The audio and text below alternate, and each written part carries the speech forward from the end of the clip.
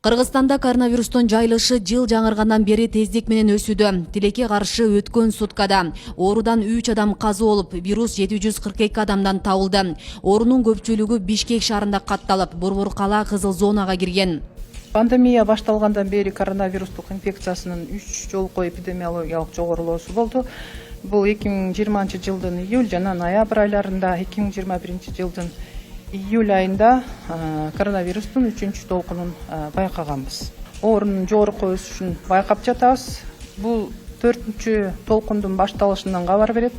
Акыркы 3 күндүн ичинде оорунун күнүмдүк өсүшү 30%ды түздү, бирок өзгөчө белгилеп кетүүчү нерсе акыркы күндөрү катталган учурлардын 60%-ында жеңил жана симптомсуз өтүп жатат. Ал ортодо Ош шаарында коронавирус жуктурган бейтаптарды дарылай турчу стационар кайра иштей баштады. 2 ай мурун акыркы бейтапты чыгарган Борборго кайрадан илдетти жугузуп алгандар кайрыла баштаган. Ушул тапта мында 16 бейтап дарыланууда. Алардын ичинен 3 адамдын абалы оор экени айтылды. Стационарды ачканыбызга 4 күн болуп калды.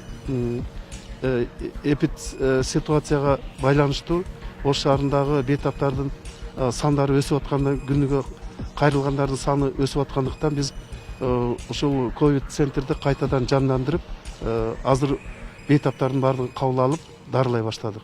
Оор абалда алардын баягы сопутствующий оорулары бар. Ошолор сопутствующий неме бар үчүн акыбалдары оор. Кече 12 январ дүйнө элин тынчсыздантқан коронавирустун омикрон түрү Кыргызстандын Чүй облусунда катталды. Адистер тааж вирусунун бул түрү өтө тездик менен жайларын белгилешүүдө.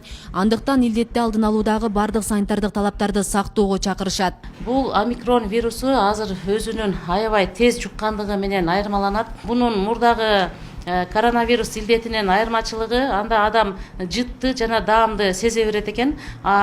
Гриппке окшоп алсыз болуп, анан тамагы мындай хриплий болуп, кырылдап, үнү өзгөрүп, алык уруп, температурасы 37-38, кээде билинер-билинбес температурасы болушу мүмкүн.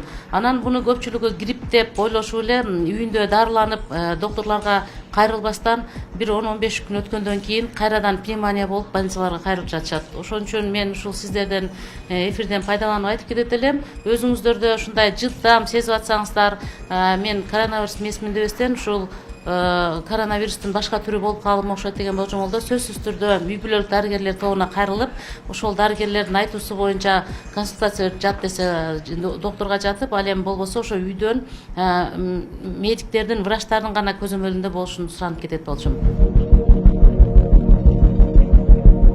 Дүйнөдө коронавирус илдети аныкталгандан тарта бул оорудан 5 миллиондон ашык адам каза болду. Ал эми Кыргызстанда оору 2826 адамдын өмүрүн алды. Таажы вирусуна каршы туруу үчүн бир катар мамлекеттерде вакцинациялоо иши токтоосуз жүргүзүлүүдө. Бирок дүйнөлүк саламаттыкты сактоо уюму омикрон штаммы азыркы вакцинаны тоготпой коюшу ыктымал экенин белгилеген. Асель Сыдыкова, Илимбек Турсунбай уулу, Регион телеканалы, Ош шаары.